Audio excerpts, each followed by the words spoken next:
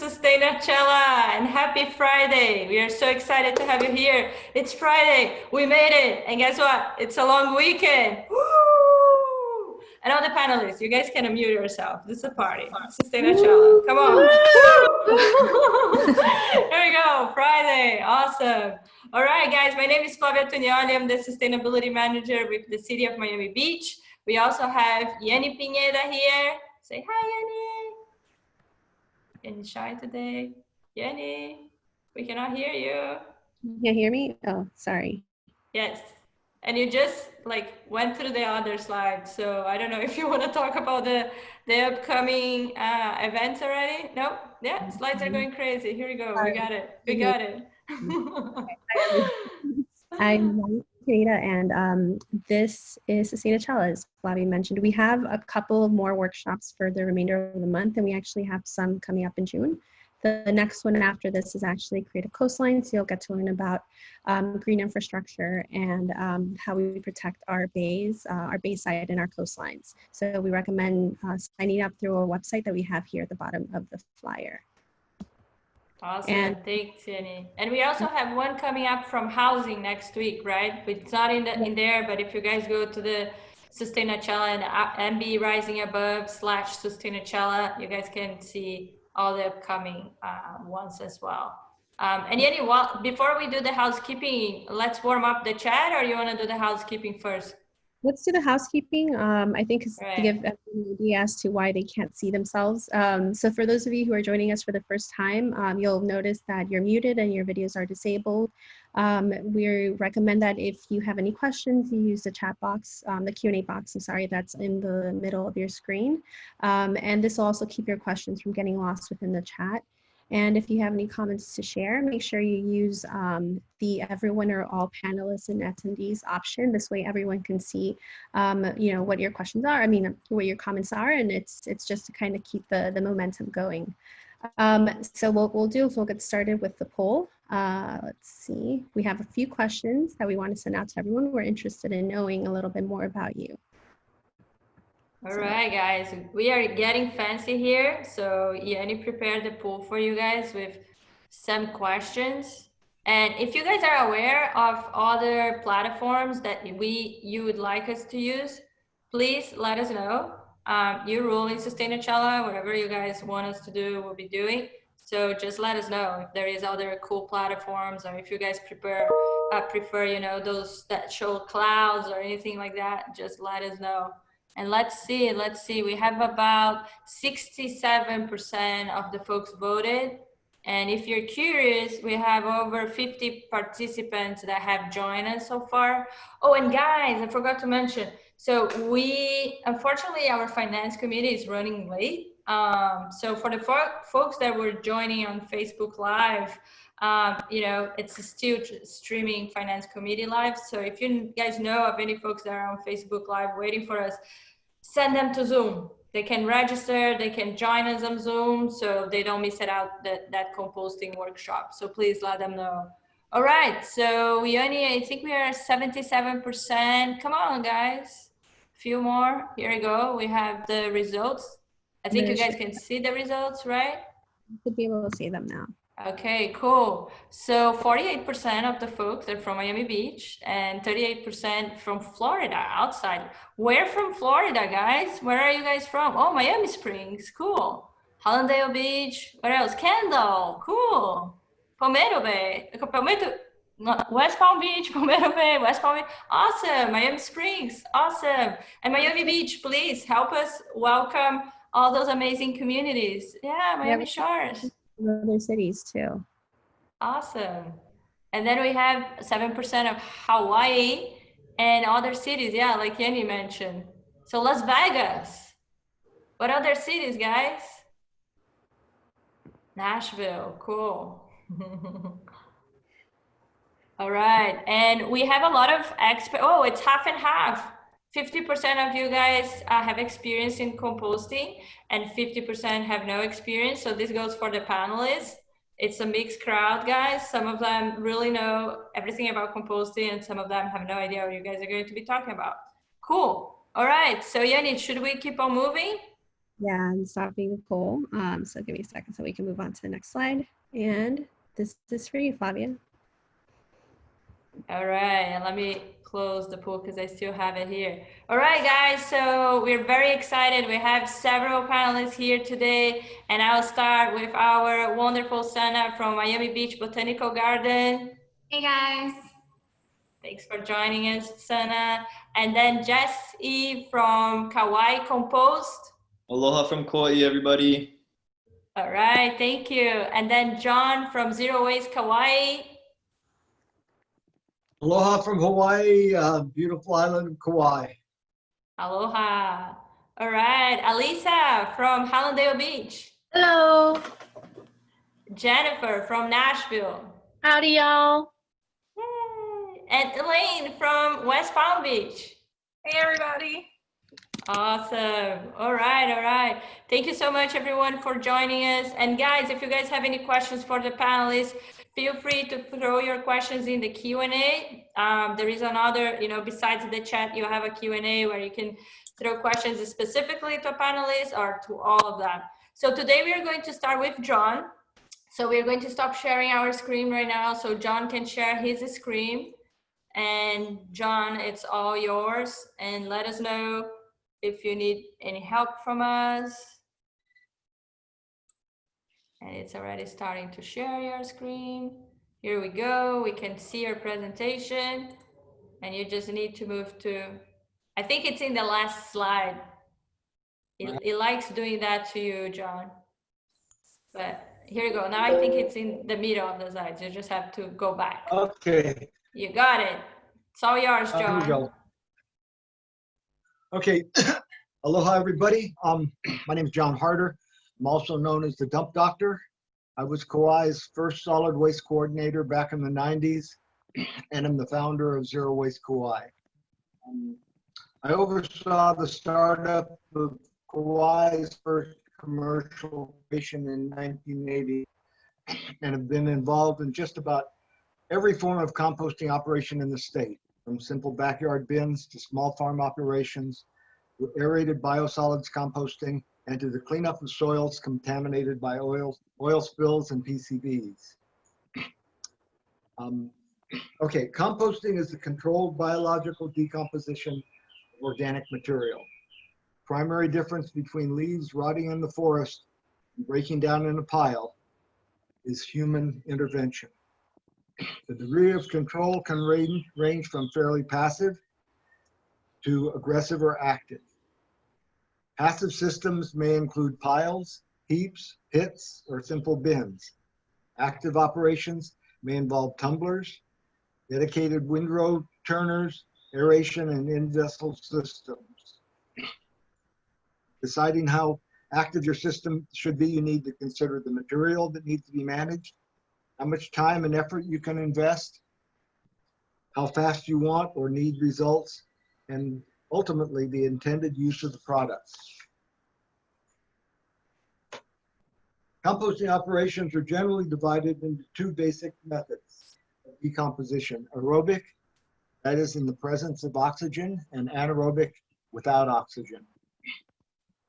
Aerobic composting is characterized by faster decomposition, generates carbon dioxide as a byproduct, and involves thermophilic microorganisms which generate heat, minimize pests, and can sterilize pathogens.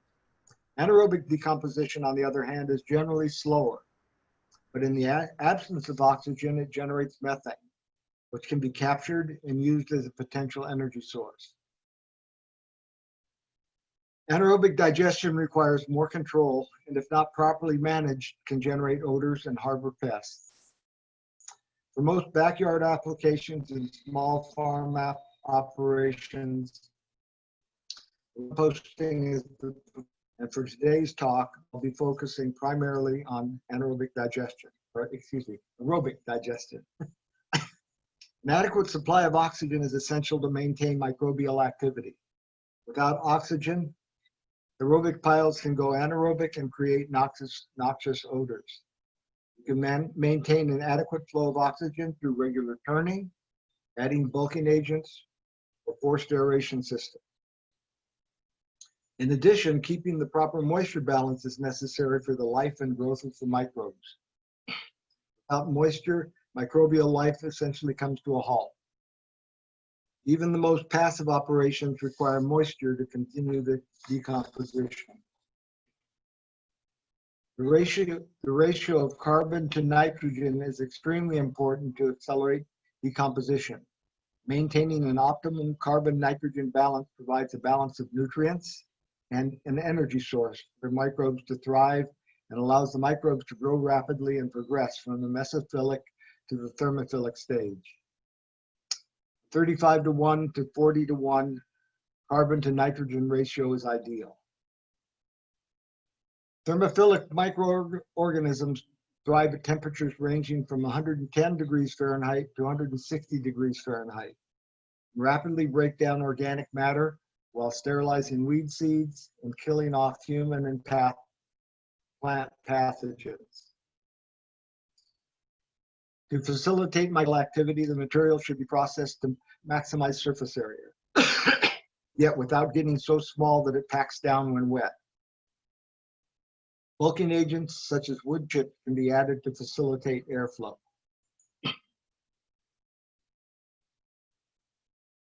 Commercial composting operations are predominantly aerobic. However, there's been an increase in anaerobic approaches as more and more operations are accepting food waste and other wet organic material.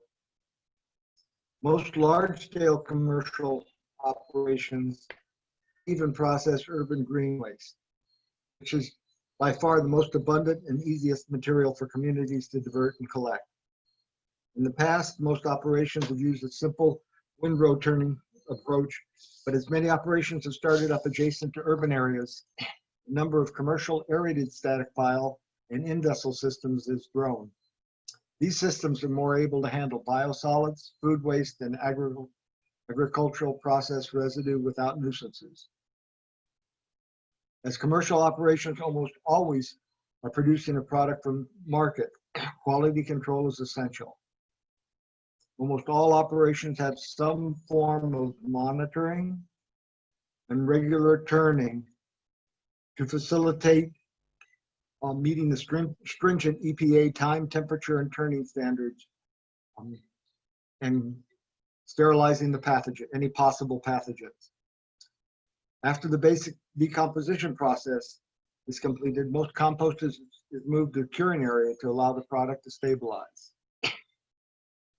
Small farm composting operations are usually scaled down commercial approaches or scaled up backyard systems, depending on the need.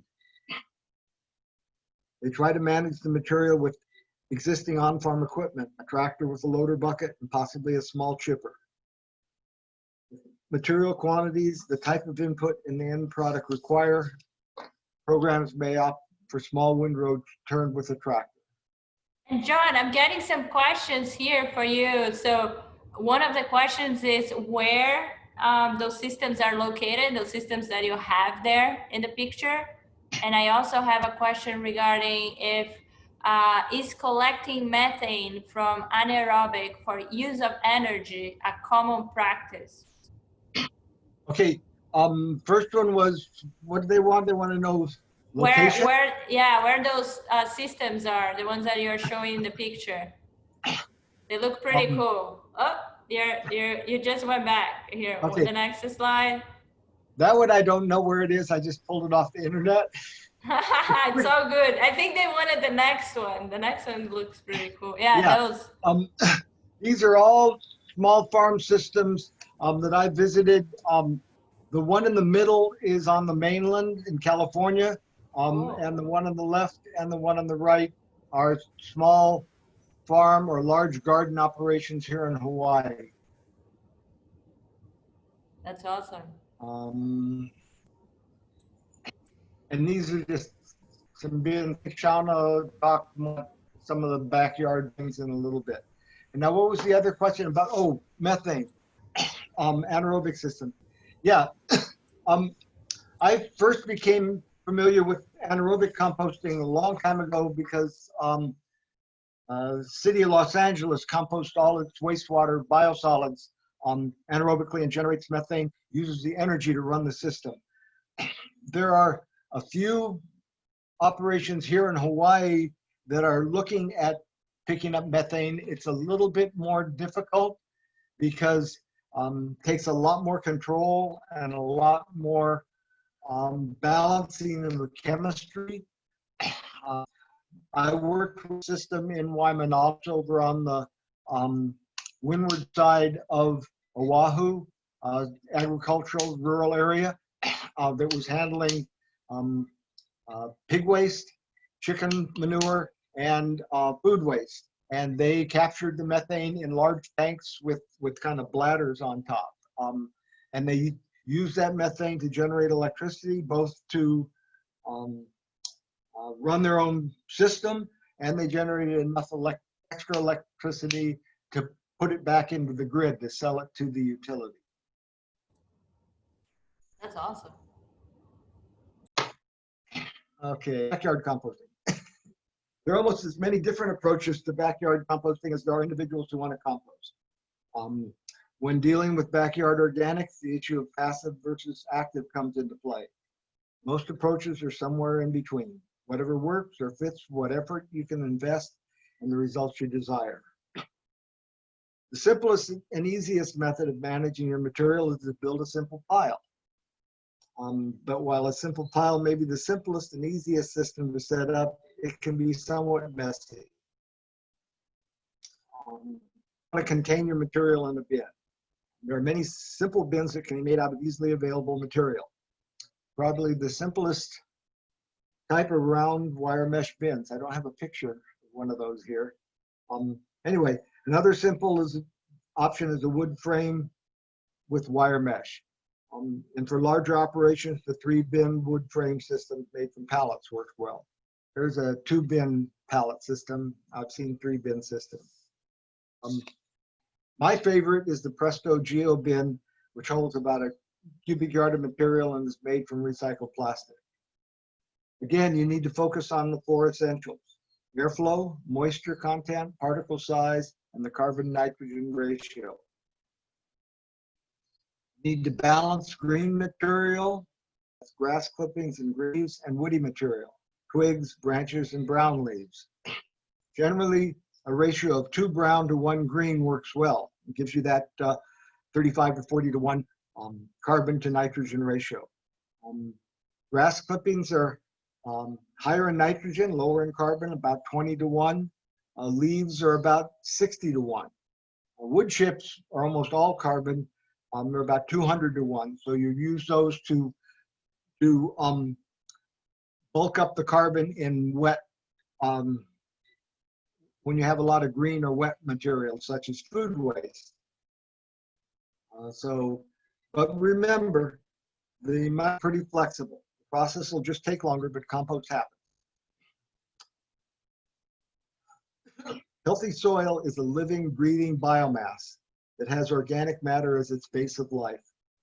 Good soil acts as a sponge, keeping nutrients, moisture, and beneficial soil microbes present for healthy plant life. Compost beneficially binds soil aggregates together, like caramel in a popcorn ball, allowing the soil to retain nutrients and make them available to plants.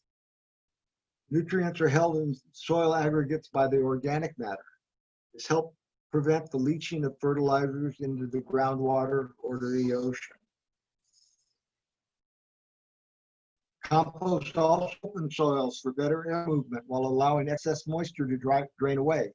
Compost can help loosen up clay soils, improving root growth. and it can also help sandy soils retain moisture. Soils with low levels of organic matter. In soils with a low level of organic matter, a large percentage of the nutrients are unavailable for plant uptake and eventually leach out. By adding compost to existing landscapes, typical fertilizer programs can be reduced as much as 50%. The use of compost has been proven to suppress or eliminate a broad range of plant diseases and plant fungus problems. Active aerobic composting can sterilize and kill plant pathogens. The presence of beneficial microbes in compost encourages the establishment of their colonies in the soil. These healthy colonies resist the establishment of plant diseases. Soils with a high organic content of around 25 to 50% tend to form a natural, healthy biological equilibrium.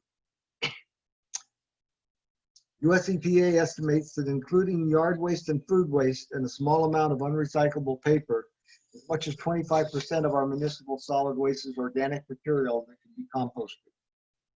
Composting reduces landfill operations, costs, nuisances, and odors and vectors, improve the quality of landfill operations. Removing the organics can almost totally eliminate methane generation from the landfill. Methane is a major greenhouse gas. As food waste and green waste contain a high percentage of moisture, removing the organics can result in reduction in landfill leachate, both in quantity and toxicity. The use of compost reduces erosion, reduces the need for chemical fertilizers, increases nutrient and water retention, and helps protect our groundwater, surface water, and coastal resources.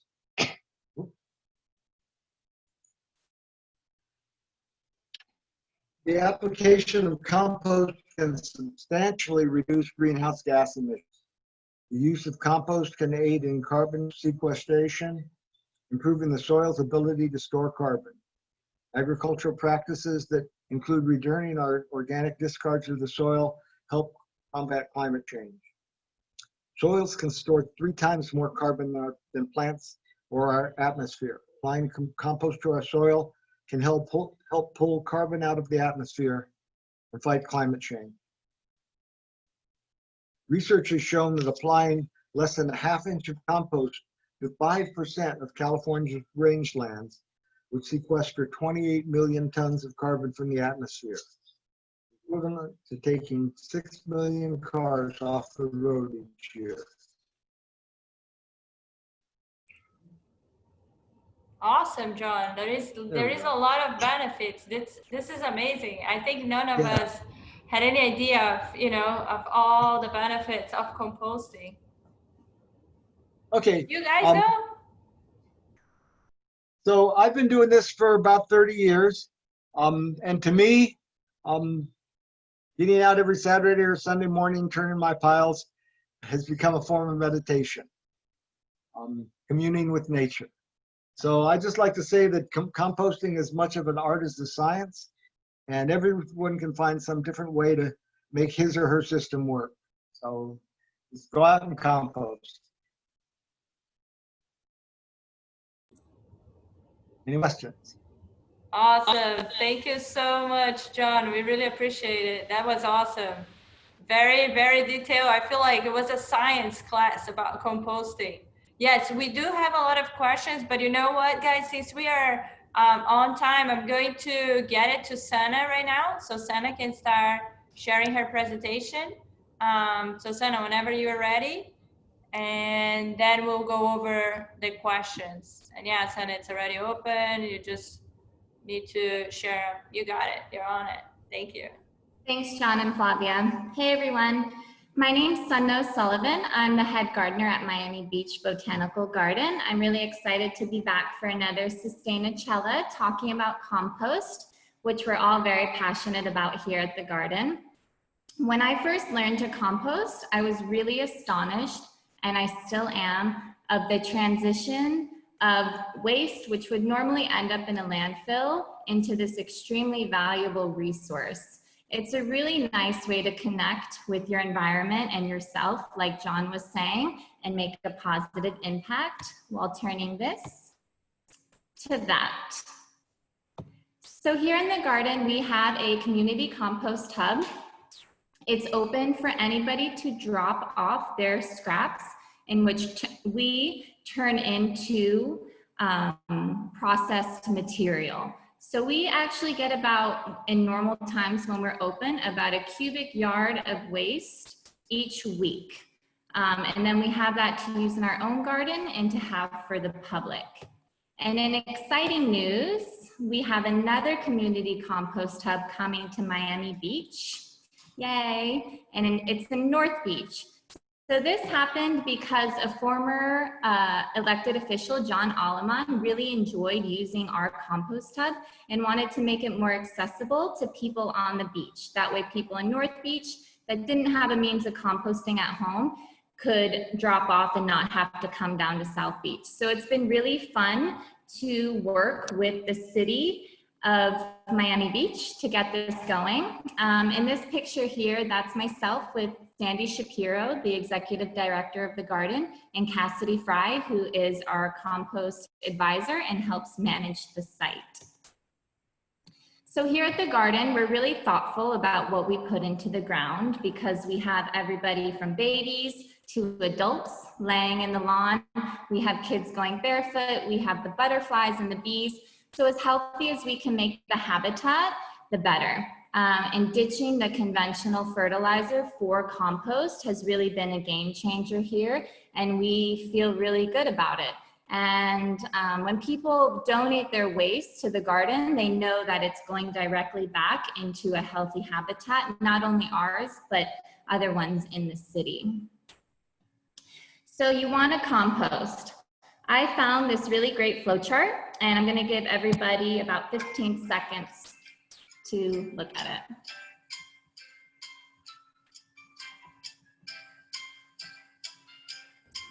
I love the music on the background.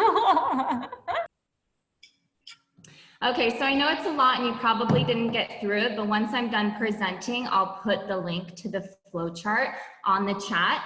But pretty much this shows you that there's so many different options based on your situation. So where I end up at home and the garden is the minimalist approach, AKA easy and cheap wire bin. John briefly mentioned this, and I'll show you some more photos. And this is a really good way, but not just one way works. So keep that in mind, and with a little research and guidance, you'll find your system. So again, John already went over the basic ingredients of composting, but it's so essential to understand carbon and nitrogen. I've always been taught that composting is kind of like baking a cake. And I think composting is really great because it can be really simple, as in your backyard pile, keeping it going with the carbon and nitrogen, or it can be incredibly complex where you're getting into the soil microbiology and science. And it's really, there's a lot, but you start with the carbon and nitrogen to get that ideal environment for all the microorganisms to break down your waste. So to compost at home, this is a very brief step-by-step, but either if you're doing it in your backyard or coming to the garden, you need to start storing your food scraps in either one of these cute kitchen bins. You can use a Tupperware, you can use a bag in your freezer. And then you're gonna wanna choose your compost place. So if you're at home, you wanna get a dry, shady spot near a water source. Shady because once a week, you're gonna wanna go out there and work on your pile, and it's getting hot. The ideal size is about 3 feet by 3 feet by 3 feet. Once you decide on the bin, whether you buy it or make it yourself, I'll show you some options soon. You're just gonna start layering your pile. So you're gonna put your greens in from your kitchen, then you're gonna add browns on top. Greens, browns, greens, browns. You always wanna end on browns to cover the greens. And as much research and listening that you do, your intuition is gonna kick in when you start to know your own pile. We mix ours about once a week. But the more you mix it, the quicker it goes. So once your first pile is completely full, you're gonna wanna let it rest while aerating it, and then all of a sudden, maybe in a couple months, you'll have the finished compost and you can spread out into your garden. So here are some do-it-your-own compost bins. The wire bin, our favorite, you can line it with cardboard, burlap, palm fronds, really anything. You can do it wood and wire. You could even do it concrete blocks. So this is our system. This is our community compost hub at the garden. Our piles are typically 5 feet in diameter, so they're a little bit bigger, but it's its own ecosystem back there. It butts up to the native garden. You can see the bananas are going crazy. The birds love it with all the insects, and it's a really wonderful place to visit. So since composting is a learning process, there will be some amount of troubleshooting, but more oftentimes than not, the solution is gonna be more browns. You never wanna have your greens showing. You wanna make sure you have a really great source of carbon. And then vermicomposting, for those that cannot do it in their yard, but wanna still do it at home, this is a great way to use earthworms to convert your waste. There are so many tutorials online, whether you're doing it at home with Tupper or Rubbermaid bins, like someone had mentioned in the chat before, or you're buying a system. But it's pretty much the same idea. You're gonna layer bedding, waste and worms, bedding, and depending on some systems, the finished material trickles down to the bottom, so it's easy to use. You can buy worms online or find a local source. So I'm gonna quickly go over the process of our compost to give you a better understanding. Keep in mind it's bigger than a household system, but you can easily scale it down. So stage 1's the drop off. Stage 2 is when the piles are full and it's getting hot. So bacteria is responsible for most of the decomposition and heat generation in this stage. We're turning it and the steam's coming out of it. And stage 3, the fungi starts to kick in because they break down the really tough debris, such as a big chunk of wood from your mulch pile that's too dry and nitrogen for the bacteria to attack. In stage 4, it's resting and you're sifting. So no matter where you are doing this, you need to allocate your waste properly. Here at the garden, we don't deal with meat, dairy, and seafood, although there are systems such as using bokashi to break down meat. However, we kind of keep it simple, and no matter which way you do it, you just want to make sure you're being safe, meaning like wear gloves, don't let any of that bacteria or potential pathogens, get into any open wounds. So this is our drop-off bin. There's adequate signage for you to follow instructions or learn. All we ask here, if you're just dropping off, is to cover it with mulch. The stage 2 and 3, this is where the piles heat up. This is where we're actively turning and watering. So when you're turning it, you're aerating the pile, you're getting the oxygen in there, you're distributing moisture, you're breaking up material, and you're spreading that bacteria that we spoke about before. I often get the question of, should you cut up your food scraps? An answer is technically no. However, if you think of a substance, if you have edges that are exposed, the bacteria is just gonna get in there quicker. So it's all about quickening the process if you'd like, and that's a good way to do it, along with aerating it and watering it. In stage 3, it kind of cools down and starts to look like compost. And stage 4, the fun part, just kidding, it's all fun, is when you really get to reap the benefits. You've watched your soil, you've watched your waste transform into this really beautiful thing that smells and feels like you would imagine organic soil. So we sift it sometimes to get a finer compost to add to like potted plants or special plants out in the garden.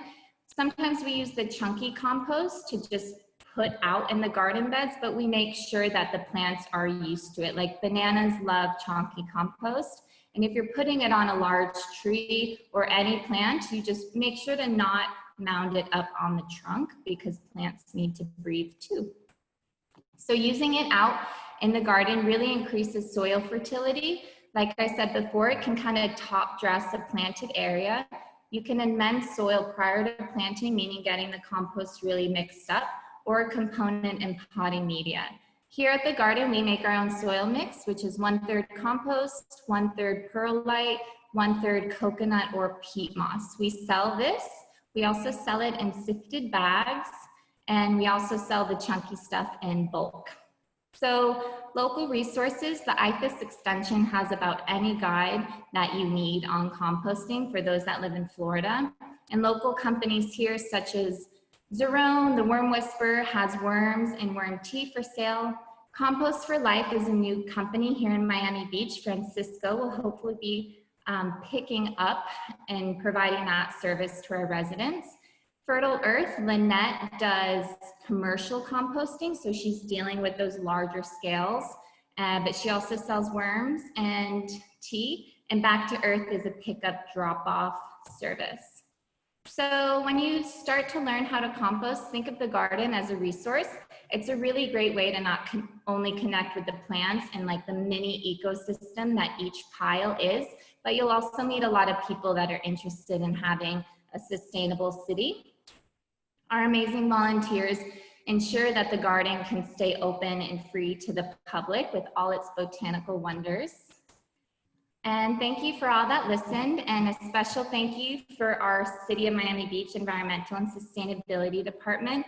We really acknowledge your commitment to our community and the support of the garden. We're very happy to be partners. And I'll end on this point. A garden is a byproduct of its soil, and our soil is a byproduct of our community, which we love. Thank you. Aw, I love it, love it. Thank you so much, Sana. That was amazing. Thank you. And yeah, we can talk enough about the partnership we have with Miami Beach Botanical Garden. You guys are amazing. So thank you for being amazing partners. And here, before we move to Jessie, I just want to, Deborah, throw a very interesting comment. She mentioned that, so compost is sort of like probiotics for our stomach. What do you guys think? Yeah. Right? Cool. The same thing for the soil that probiotics do for our gut intestines or gut and intestines. I did have one of the questions came up, and I'm not sure what's happening in Miami. It's had to do with smaller households that may not have a whole lot of yard waste or especially browns around. I know in Honolulu they have some community composting gardens. They run a little bit differently. They're not a place where people from the government or from the city actually compost. They provide space there for people within condos or smaller homes can set up their own plot and compost their stuff there and then bring the stuff back to their condo or their small home. Another thing that they do in those community gardens or community composting operations is they encourage and allow landscapers that have excess wood chips to dump the wood chips in the corner of the community compost area, and then residents can come and grab wood chips. And a lot of the landscapers are always trying to get rid of wood chips because if not, they'd have to haul them a long distance to a commercial composter and pay a tipping fee. So it's not so much here on Kauai because we're pretty rural and there's lots of yard waste all over the place. But I know on Oahu, which is a more urban setting, they do provide some ways of getting access to the wood chips to the public, or provide a place away from a small, tight area for members of the community to do their own compost. So yeah, thanks, John. And I know that Sana covered a little bit of that, and I think after we can go back to the Q&A, and Sana, you can definitely talk a little bit more about, how folks can join composting in Miami Beach. Although we don't have a composting industrial facility at the city of Miami Beach, we partner with Miami Beach Botanical Garden. Like Sana mentioned, we'll be opening soon one in North Beach. So a lot's happening. But before we run out of time, I want to pass to Jesse because he's going to talk about a lot of cool things, including how to do an event zero waste. So I'm looking forward to that. Okay, everybody. Thanks, Flavia. Wake it up, stretch it out, move around, sit in front of computers. We have been listening to people talk about dirt and rotting food for about 30 minutes now. Luckily, it's definitely one of the more interesting things to talk about. So let's just keep doing that. So real quickly, my story is that I grew up on Kauai, and I've been working for the last several years to develop a career in sustainability, resiliency, and regenerative systems. And the key to my story was that I was always willing to work hard, but more specifically, I was always willing to dig through trash, a lot of trash. And since then, I've gotten to speak at schools and teach kids about trash and how awesome composting is. I've testified on legislation and sat on advisory committees. And I've sorted through people's beer bottles and soda cans and leftovers at some epic concerts more times than I can count. And just recently, some friends and I started a residential compost collection service. So that's me. And my internet connection sucks. So if I drop off or it gets bad, just let me know. And hopefully I'll pop right back on. So I was asked to speak on community composting and its relevance and applications. So in the time I got, I want to go over two topics: zero waste events, and then also different models for community composting. So there are business opportunities and nonprofit opportunities in both of these arenas. And I mention that there are business opportunities because I believe one of the primary ways that these sustainability agendas are going to be advanced is if people can support themselves on green jobs. We have to further develop the economy and industry around resiliency. And I've learned the hard way that you cannot do everything nonprofit. Another way to advance these green agendas would be to simply burn down the current system and build something new from the ashes. But on to zero waste events. Let's talk about that. So I got started in this whole industry by working for an amazing volunteer group called Zero Waste Kauai that John started. And John taught me many, many of the things I know. He's an expert. It's incredible getting to work with him. And we get asked by event coordinators to either consult them on how to greenify their event or to flat out provide these zero waste services for them. And after many concerts and public forums and school fundraisers, I've got to learn a few things along the way. So what's cool about zero waste events? Well, the cool thing is that they work. Using a simple system, we've had waste diversion rates up to 90%. We, count all our trash bags. Some occasionally weigh them, but mainly count all our trash bags and our composting bags and our recycling and eyeball the volume. And it means we, in the 90% diversion rate is we reduced how much we threw away at a concert during the concert by 90%. What's difficult about zero waste events? That there is rarely an event that is actually zero waste.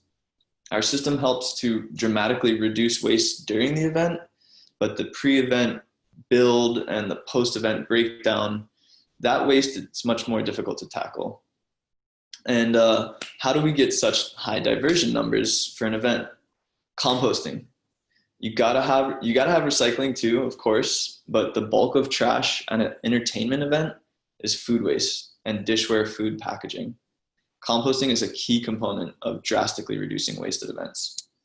So I'm gonna quickly go over some steps to making a zero waste event or to helping facilitate a zero waste event, and I will try to post it up in the chat as well and try and make some of these resources available to you all. We'll see if it shows up in the chat because I have it in bullet points. But basic steps are, first you got to work with the event coordinator and get buy-in from the event staff. It helps a lot when they're on board with the zero waste goal and they can empower you to hold those kind of boundaries around zero waste policies or hold those boundaries themselves. The most essential step that I've seen in making an event successfully reduced waste, zero waste, is to communicate with the food vendors and let them know that it is 100% required for them to use strictly compostable dishware for all of their products. You'll have to help them with information on where to purchase the most affordable compostable products. And you'll have to subtly or not so subtly check their stuff once they arrive to set up at an event to make sure that they're in compliance. But forks, plates, cups, sauce containers, all of it. The more their stuff is compostable, the easier your life will be to monitor trash during the event. And if you can get your food vendors on board with bringing compostable materials, you're gonna have, I've seen at concerts, at a 2,000 person concert, I had like 4 bags of trash and like 40 bags of compost and 40 bags of recycling, which was really awesome to see. But as event staff and the food vendors, everybody was super on board with going compostable and going zero waste. So that's essential. During the event, you got to have some multi-bin waste stations that have a landfill bin and a recycling bin, composting bin, and you got to have good signage that clearly explains what goes where. You'll also need a team of volunteers whose job it is to strictly monitor the bins to make sure that there's no plastic and trash going in the compost and vice versa. And then they can run your full trash bags out to wherever your storage area is. And then lastly, you need a disposal plan for the post-event. And you got to think about trash, recycling, compost. So where does the trash go? It's easiest to have a dumpster that the event staff pay for. If you're going to haul trash for somebody, make sure they pay you to do it. Don't haul people's trash for free. Who's going to take care of the recycling? So in Hawaii, we have refundable deposits on our beverage containers, and money can be made on the recycling. I've had some great success and help and have helped get some good publicity to events by reaching out to school groups and asking if they want to take our recycling to raise money for students. And then last, you got to think about, where's the compost going to go? When everything's done and gone and the music's over, the party's over, and you got all that rotting food that's either in the back of your truck or a trailer or in a dumpster, where's your compost going to go? And that question is going to be a huge factor that plays into the success of zero waste events in your area. Where does the compost go? If you're using certified compostable dishware, then you're going to need an industrial compost facility to break that stuff down properly. And there was a question earlier that I'd love to get into at some point. It was asked by Sarah Cott asked a question about compostable materials and the stuff that's certified biodegradable, certified compostable, and I think there's really important distinctions there, and I'll try and get into it. So you're going to need an industrial compost facility, or you're going to at least need compost piles that get really hot. We're very fortunate here on Kauai to have an industrial compost facility that is permitted to receive food waste from events.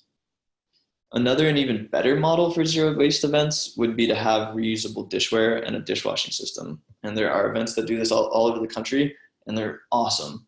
You need a team, you need commitment. It takes a year, at least a year or two of a reoccurring event to kind of build it in, or not.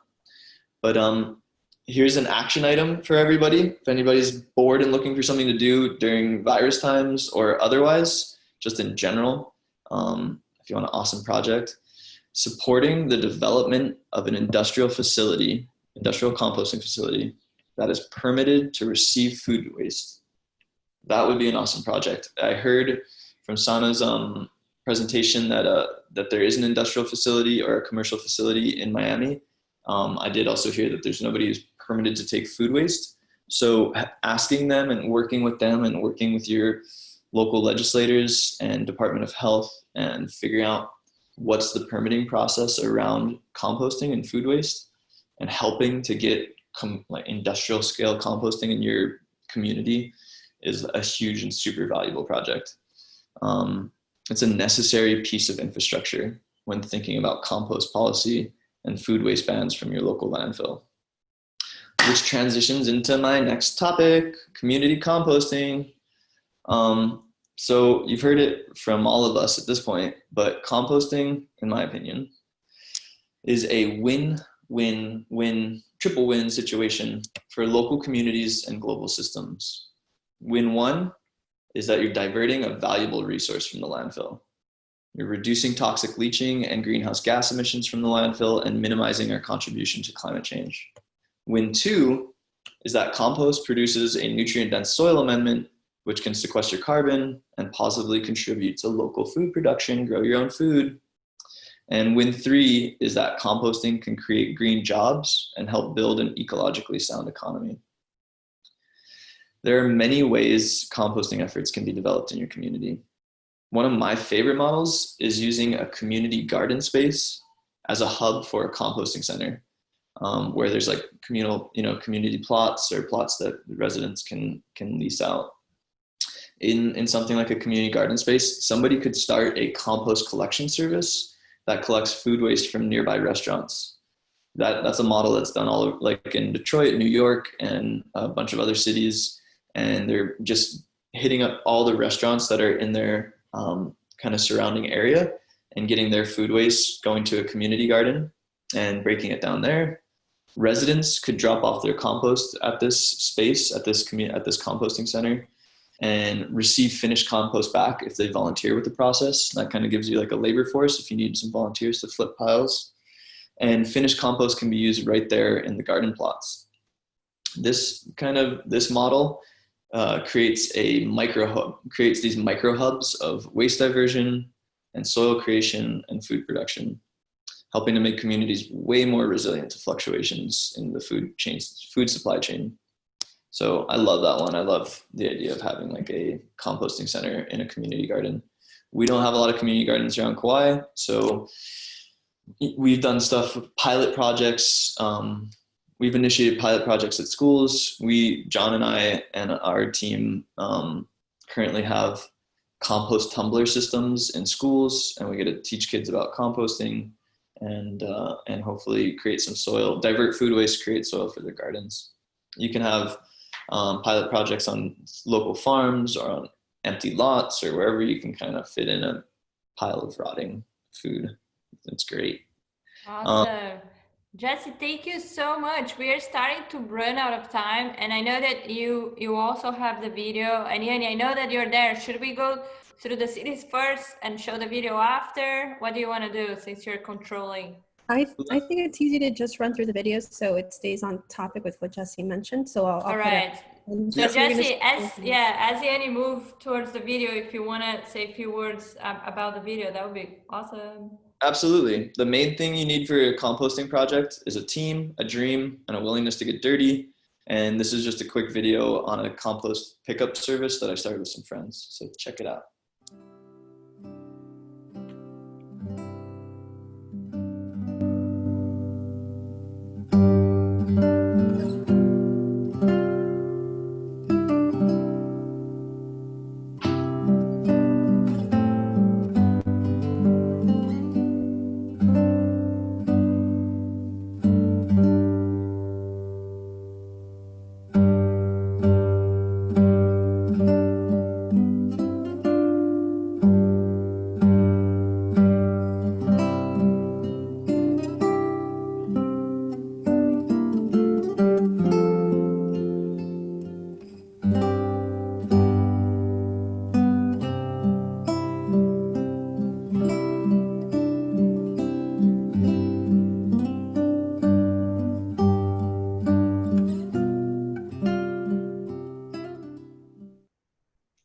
Bam, just like that.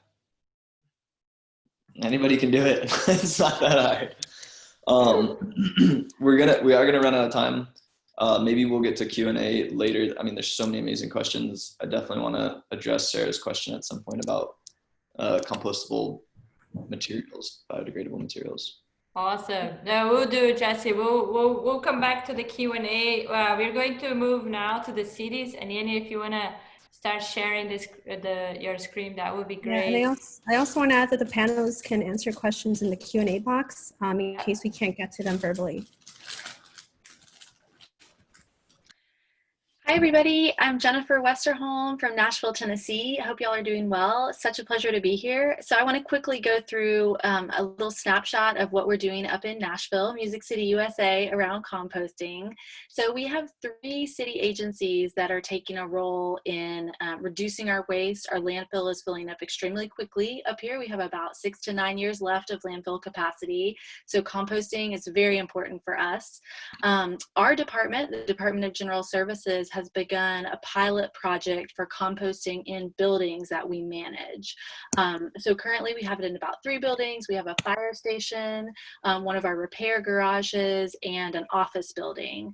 And so that's been a really exciting opportunity to educate city employees about what composting is, what they can do with their lunch, etc., after they finish if they have any scraps left over. So that's a way that we're diverting the waste that our own employees are generating in our facilities.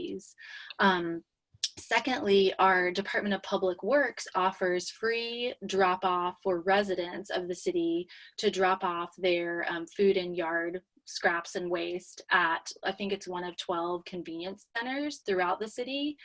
So that's an awesome free option for people who may live in apartments or areas, you know, that can't do backyard composting. And then our water department, this is something that John said reminded me, our water department actually, we used to take all of our city sewage and landfill it at a special landfill, and now they take it all and process it on site. They use captured methane to heat it up and sterilize it, and it turns into what they've called Music City Gold, which is a sterile, extremely nutrient dense, slow release fertilizer that's marketed and sold to farmers and even just individuals, backyard gardeners and things like that across the region. So our city's taking a leadership role. Like Jesse mentioned, here in Nashville, we have a couple of private companies that are helping out with diverting waste and taking compost. So we have a backyard pickup, or just a pickup for homes, called Compost Nashville. For a fee, you can get your stuff picked up, just kind of like what Jesse mentioned. And then we also have a industrial composting facility that's run by Compost Nashville, and that does accept food waste scraps. So then finally, one thing we've done here in Nashville is our Food Saver Challenge, which several mayors have endorsed. And so it's a challenge to our city restaurants to basically reduce their food waste, donate excess food, and then whatever's left over to make sure they compost. And they're recognized by the city for doing that. One last thing I want to mention, you can see on the slide that sign in the middle. Someone else I think mentioned signage. I think you did, Jesse, about how important that is. So that's the sign that we use in our facilities where we're piloting composting, just to make it really simple and visual and straightforward for people to understand what can go in and how it works. So thanks for all the great wisdom today, and thanks for having us. Thanks, Jennifer. All right, we're going to move on to Elaine Christian from West Palm Beach. Hi, everybody. So in West Palm Beach, I just wanted to highlight, we have one private business, Let It Rot, who will come to your home, pick up your compost, even our businesses as well. She will go and pick it up and then return and bring you your compost, your soil, and also, you know, exchange those buckets out for you. So it's a really great program here in West Palm. Unfortunately, we do not have a commercial composting facility, but we are working on some educational components by offering programs for the public, and also our cute little kitchen compost pails that we have there, a picture shown there. And for more information on our programs, you can go to our website, and letitrot.org is there as well. You can contact her. She's amazing and has so many great programs going on there too. So that's all for me. Thank you. Thanks, Elaine. All right, and now we're moving on to Hollandale Beach. We have Lisa here. Hello. Hollandale Beach, for those of you who are familiar with the city, you know that we're pretty much totally built out, and we don't really have a lot of land to do commercial composting in our city, nor is there really a facility in our area. But one thing that we certainly have a lot of as a nuisance, or someone would call it a waste product, is we have a lot of sargassum seaweed that has been washing up on our shores for the past couple of years. So we are partnering with a PhD student from the University of Miami to do a sargassum composting pilot at our Public Works facility. We'll just be composting the sargassum to start with, and making sure that we're doing thorough testing of metals and fecal coliform bacteria that can get held up in the seaweed. So we want to make sure that we can show that we can remove those or reduce those, or that the compost is safe as an end product to give out to our residents, starting with a small scale, and also helping a PhD student along the way. Just with COVID-19, our CRA has started a zero food waste initiative, which is mostly geared towards food recovery to make sure that we're dealing with food insecurity issues in the city. But we all know that not everything is dignified to give to people who are in need, and sometimes there's food that's just not suitable for eating anymore. So we're working on trying to find support so that we can do some small composting or work with companies. It seems like I'm just finding out about this worm farm in Davie, so perhaps we'll be reaching out about that. Besides the small program, 80 steps of the program for commercial facilities, we're also holding probably 3 to 4 workshops a year teaching our residents how to compost, mostly indoors, because we are, again, dense urban area and not everybody has a yard. Most people don't have a yard. So we're teaching people how to do composting indoors, mostly through worm composting. We've given away thousands of worms this year, gone through and made the bins with everybody, troubleshooted different things with them. Almost every workshop that we provide as a city has some sort of composting component because I'm just so excited about it. And I'm so excited about it that the building that I work in at Public Works for the city, we have a little vermicompost bin underneath our stairs. I haven't gotten City Hall on it yet, but I use pretty much all of our shredded paper for the use in that bin, and we bring stuff from our lunch, and it's helping build some morale in the staff culture to appreciate that not all waste is technically waste. So we don't have a whole lot to report right now, but I'm working on a lot of stuff, and I'm passionate about composting and want to do what I can within the small city that I have that's mostly built out to do it in a good way that isn't passing along heavy metals to people. So awesome. Thank you so much, Alisa. That was awesome. All right, guys, we got a lot, you know, from scientific of how to do it, what folks are doing it. So I'm hoping that you learned a lot today. There is still some questions in the Q&A, but since we are running out, well, we already ran out of time, we are going to move to Kahoot, and then if the panelists can stay, we'll go back to the Q&A. So if you guys can stay, we'll be back to the Q&A. But for now, Yeni, if you want to move to what you've been waiting for, it's Kahoot time. All right. Shared it. Is it working for you? Yeah, it does work. Awesome. We have some good questions. So for those of you who are playing this for the first time, go to the URL that you see on top here, Kahoot.it, and then put in the pin. Of course, Les is the first one to join. And then we'll get started. We'll give everyone about a minute or two to join, and we have a couple of questions, so I hope you're paying attention. Awesome. Thanks so much, Jenny. And for the pros, if you guys would like to give some tips for the ones that are new to Kahoot, or for the ones like me that can never get to top 5 because I'm way too slow, we would appreciate if you guys throw it out in the comments. Come on, Les, show the beauty of it. Share with us. How do you always get to the top 5? Yeah, I forgot to add that the points are also not just based on the correct answers, but also how fast you answer. While we're waiting for people, I was gonna say, while we're waiting for people to sign up, I had a question for, is it Alisa or Alyssa? Alyssa, sorry, just a second. Alyssa, earlier you said that you're very passionate about composting, and I was gonna ask, are you though? Are you really? I don't know. I can't tell from the. From doing it in my college dorm room until now. Yes. Once you start, you can't stop, and even stuck indoors and in small confined spaces, you still find a way. Nice. That's awesome. I didn't actually realize how stoked I was about it until getting to have a conversation about it like this today. Normally, it's just like I'm dealing with my worms, feeling chill. Now I'm super stoked. Nothing like meeting other compost geeks. Yeah, I guess not. Awesome. And while we wait, guys, maybe I'll throw it out a question out there. Let me see. There is one here for you, Jesse. What kind of events participate in the Zero Waste Initiative? Oh yeah, what kind of events participate? So we get the most fun is concerts because it's very easy to get volunteers for concerts, and having a good volunteer team really helps. We do, you know, public forums where candidates who are running for public office come and speak on their platforms. We do school events and marathons and you know, all across the board. And John's been doing it on Kauai for 13, 15 years formally, and not longer than that too. But so we've gotten to really work all kinds of different stuff. Private parties on occasion. Cool. I'm sure it's fun. Apart from zero waste, it's also fun. What was that, Yanni? I think we have enough people. We can get started. All right, let's do it. Okay, awesome.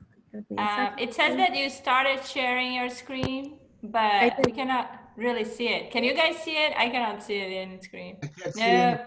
No. Oh, here you go. Now it's on. Oh, no. Now John is back. You know what? Maybe if I will mute everyone and then you'll be good. Yeah, got it. Okay, perfect. All right.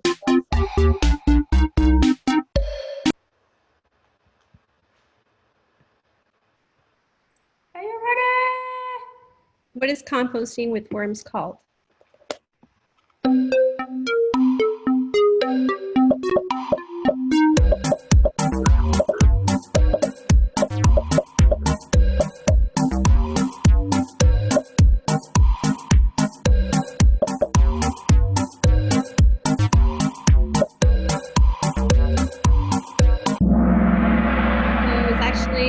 Two of them were correct, and that's actually the last answer. It's both vermicompost and vermiculture, and I believe Sana covered it. So a couple of you got it right. It wasn't an easy question. So who do we have? We have Sunny at the top. All right, next question. What are the basic ingredients in compost? This one should be easy.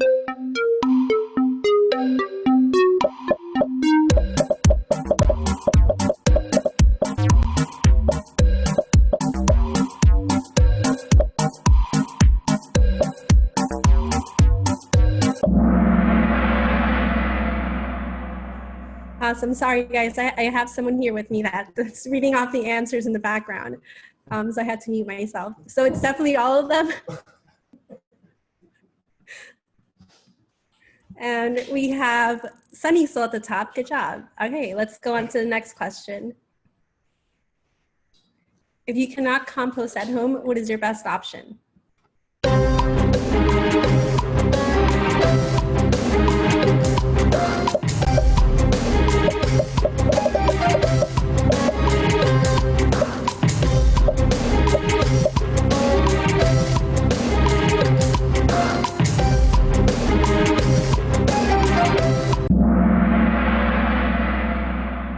Great, the most of you got it right.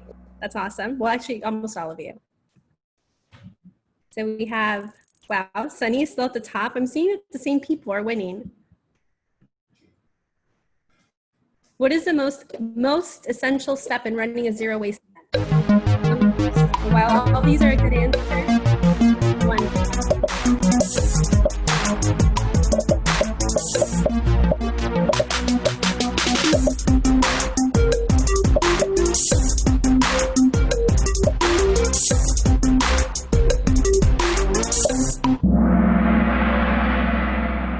Yep, it's to have a disposal plan for post events. So yes, Jesse covered this at the beginning of his presentation. Ooh, most everybody got it right, actually, with the other. Yeah. Actually, I think from my experience, it's having good communication with your vendors up front on the food service ware, because if you don't have that, it doesn't matter what you do at the rear end, all you end up with is a bunch of trash. Oh, yeah. No, you're right. I read it off wrong. Sorry, I was reading the wrong answer. So yeah, it's definitely that one. Yeah. All right, so Rose at the top, Sunny is still there. Again, it's the same people. I'm really impressed. And Les loves being a number 3. So last question, what are the win-win-wins of composting?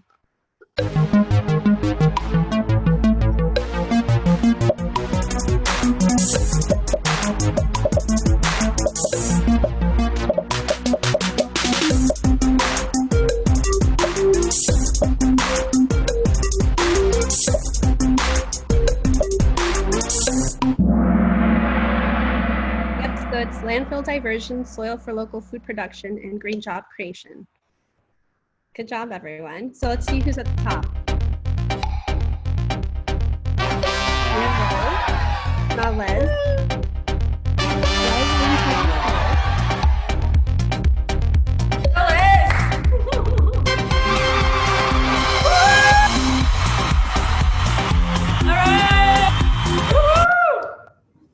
And guys, you guys can unmute yourselves. Like I said, it's gonna chill in the party. All right.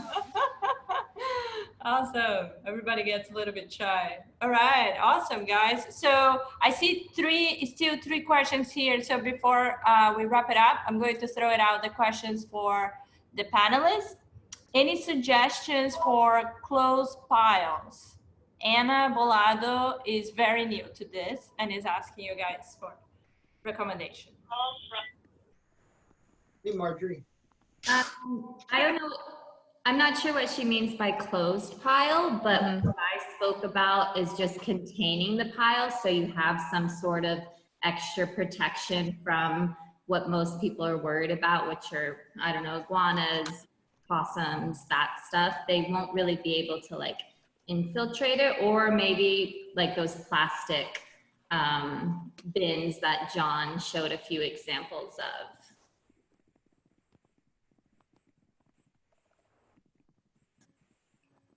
Awesome. All right. And I think I heard we have my name. Oh. Was somebody asking me something? Just got a phone call there. No. You're good. All right, and I have another one here. Zero waste event works if you have a commercial anaerobic composting facility in the area to send your material to, which is not the case in Miami-Dade County, at least. So any tips on that, Jesse, for zero waste events in places where we don't have, not necessarily a commercial composting facility? Yeah, I would say that you're going to, one, when you're putting on a zero waste event or helping with one, identify whether there is a commercial composting facility that can take food waste. And if there isn't, then you're going to have to go do the extra legwork of trying to get getting an event to use reusable dishware that they're going to have to wash. And that's challenging because a lot of people, it's time and energy and potentially money. And so if you don't have a commercial composting facility, you're going to have to get creative and actually do zero waste stuff, which is not throwing stuff away.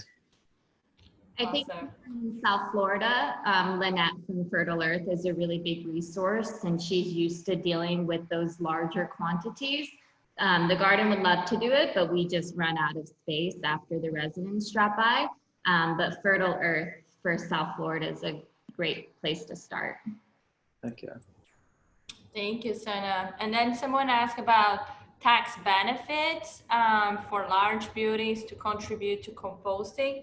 We do not have tax benefits, but as Sana mentioned, we do have, the composting program in Miami Beach Botanical Garden, and hopefully soon we'll be having it in North Beach, so they can get, more folks to start composting there.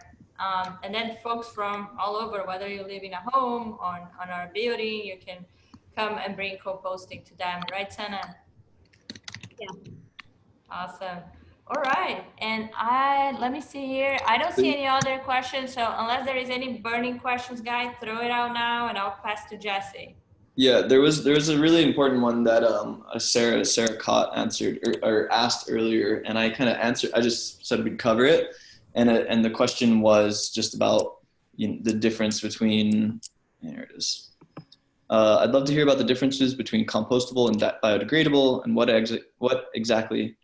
exactly happens to non-organic material like dog poop bags that says it's biodegradable or compostable. So my friend is doing a research paper on this topic of these green products, biodegradable. There's certified compostable, which are your good ones. The stuff that's biodegradable is not necessarily that great, and might not break down at all. And then the main message I want to get across is kind of like awareness and kind of keeping a sharp eye out for these products and being cautious about greenwashing.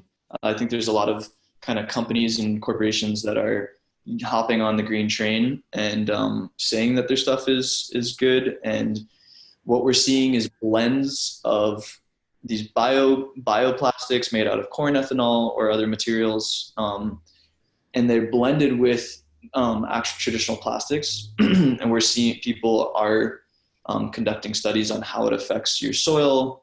If you use that compost, if you throw it in a compost pile, break it down, which is very challenging to do. You got to get it really hot. And then you use that soil on your plants. We're noticing reduced seed germination rates, reduced, crop yields, higher, there's some weird toxicity in the soil and stuff like that. So the main takeaway is like, these are cool stepping stone products to help us as a society transition. But in the end, we need to stop throwing so much shit away. Thank you. 100% agree. Yeah. Thanks for Awesome. And I threw in there that there are different ASTM numbers. So different products that are these bioplastics, they have different numbers associated with them. And if you can get familiar with the ones that are good for backyard composting or even marine biodegradable, look for those numbers as opposed to any other numbers. That's one way to keep up with it. Yeah, just a comment on that. Compostable products that claim or say they're compostable should have a certification from the U.S. Composting Council. They have certain specifications and requirements to make a product to allow a product to say they're compostable.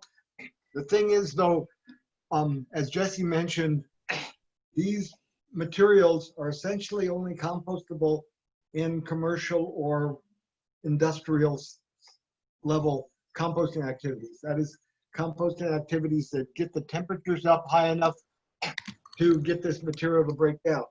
And it's not a problem with the material, it's the issue of the use.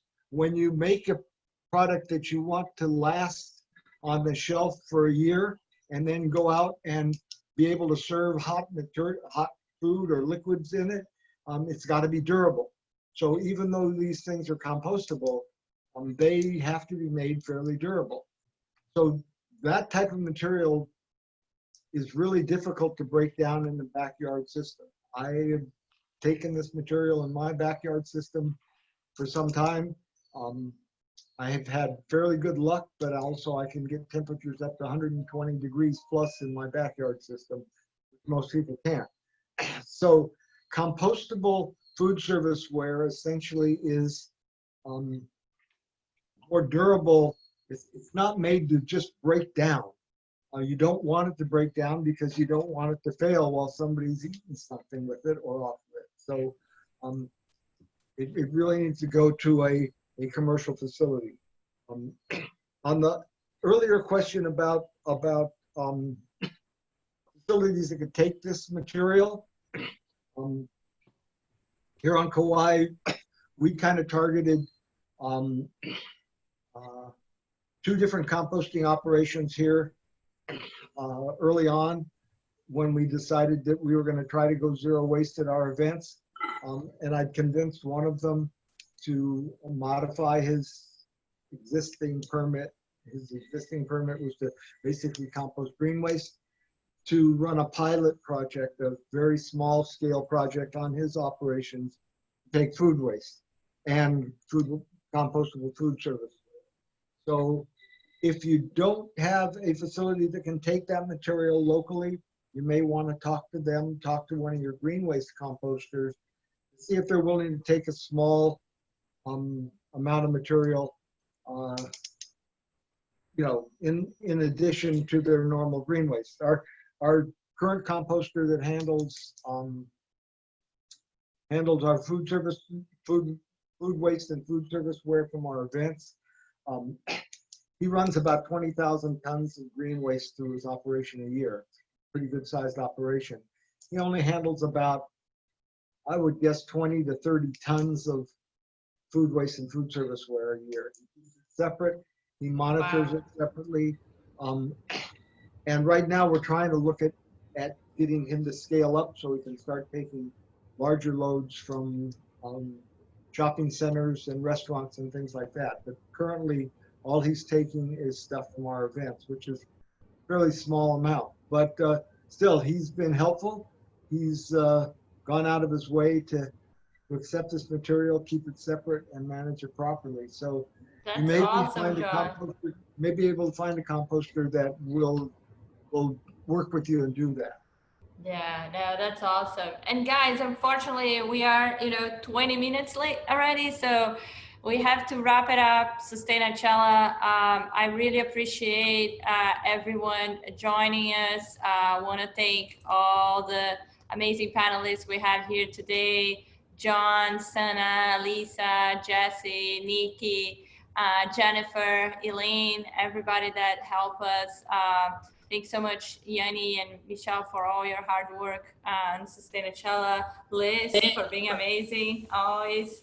And before I wrap up, any few words, anything you guys would like to share with our community, guys? Any last words? Thank you, Flavia, for everything you're doing. And Yes, Yanni, thank you for putting it all together. Thank you. Thank you. Thank you. If you all want to start composting, you're feeling scared and confused, feel free to reach out to any of us, definitely me. I'll walk you through it. People, the audience, that is. Thank you, guys. Thank you so much, guys. I think we are having some technical problems here, trying to share the last slide. But anyways, we wanted to end up Sustainachella as we always do, with love and gratitude. Thank you so much, everyone, for joining us today.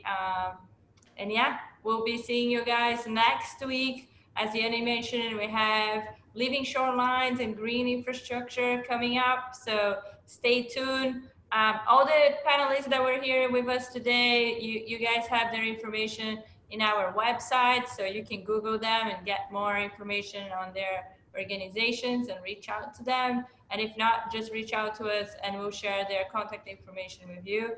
And yeah, thank you so much for joining. Much love and gratitude for everyone. And that's it, guys. And panelists, join me in saying goodbye to everyone. Bye, everybody. Hi, everybody. Happy composting. Yeah, you guys can do it. You got this. Thank you. Awesome. Thanks a lot, everyone. Have a great long weekend. Enjoy, relax, and go do some composting meditation. Okay, and if any of you ever get to Hawaii, check us out. Yeah, Flavia. Woo! I will. I was going to email you this question, but I was just curious, finding this recording afterwards, or will the recording be made available? Yeah, so the recording is available in our Sustainachella webpage, risingabove/Sustainachella. Then next week, probably by Tuesday, we'll have uploaded, and then folks can check it out, the recording there. Awesome. Awesome. Mahalo, guys, and aloha.